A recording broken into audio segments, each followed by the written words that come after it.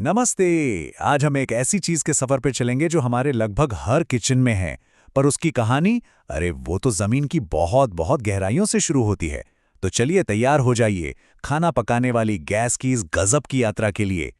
अच्छा, ये जो सिलेंडर हम रोज देखते हैं, कभी सोचा इसके बारे में कि भाई इसके अंदर जो गैस है वो आखिर बनती कैसे है, कहाँ से आती है ये?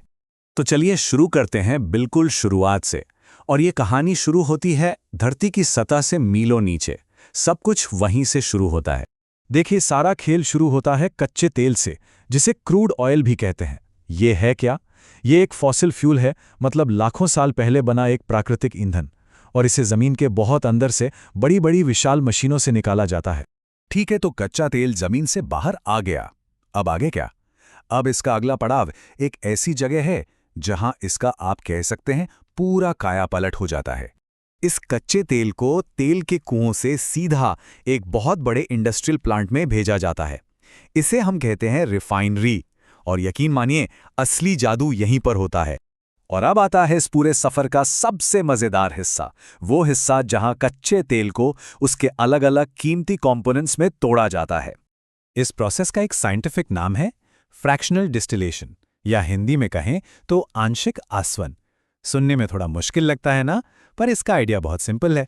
इसमें होता क्या है कि कच्चे तेल जैसे लिक्विड मिक्सचर को बहुत ज्यादा गर्म किया जाता है, जिससे उसके अलग अलग हिस्से या फ्रैक्शंस अलग हो जाते हैं। तो सवाल है, ये काम कैसे करता है? देखिए, सबसे पहले तो कच्चे तेल को खूब गर्म करते हैं, इतना कि वो भाप बन जाए। फिर ये गर्म भाप एक बहुत ऊंचे टावर में ऊपर की तरफ उठती है। और यहीं पर असली साइंस है।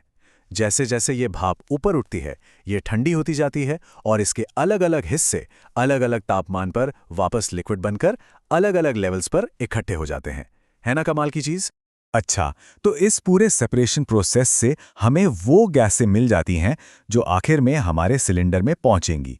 लेकिन कहानी अभी खत्म नहीं हुई है। एक बहुत जरूरी स्टेप अभी भी बाकी है। इस प्रोसेस में से दो खास गैसें निकल कर आती हैं, प्रोपेन और ब्यूटेन। हाँ, यही वो दो गैसें हैं जिनसे मिलकर हमारी रसोई गैस बनती है। अब देखिए, यहां पर एक बहुत ही स्मार्ट काम किया जाता है।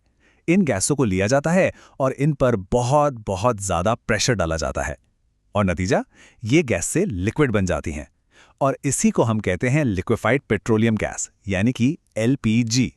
इसका फायदा ये है कि गैस के रूप में ये बहुत ज्यादा जगह घेरती है ना, पर लिक्विड बनते ही ये बहुत कम जगह में आ जाती हैं। इससे इन्हें स्टोर करना और एक जगह से दूसरी जगह ले जाना, मतलब ट्रांसपोर्ट करना, बहुत आसान हो जाता है। तो लीजिए, हमारी गैस अब अपने फाइनल फॉर्म में आ चुकी है, हमारे घरों तक पहुंचने के लिए लगभग तैयार। बस एक आखिरी काम बचा है। इस तैयार एलपीजी को फिर बहुत सावधानी से उन मजबूत और सुरक्षित स्टील के सिलेंडरों में भरा जाता है जिन्हें हम सब पहचानते हैं। और बस यहीं से ये हमारे घरों में इस्तेमाल के लिए एकदम तैयार हो जाती है। तो ये था हमारी रसोई गैस का जमीन की गहराइयों से लेकर हमारे किचन तक का पूरा सफर। ये सोचने वाली बात है ना, कि हमारे आसपास की रोजमर्रा की और कितनी चीजें हैं जो हम तक पहुंचने के लिए ऐसा ही एक लंबा और छिपा हुआ सफर तय करती हैं।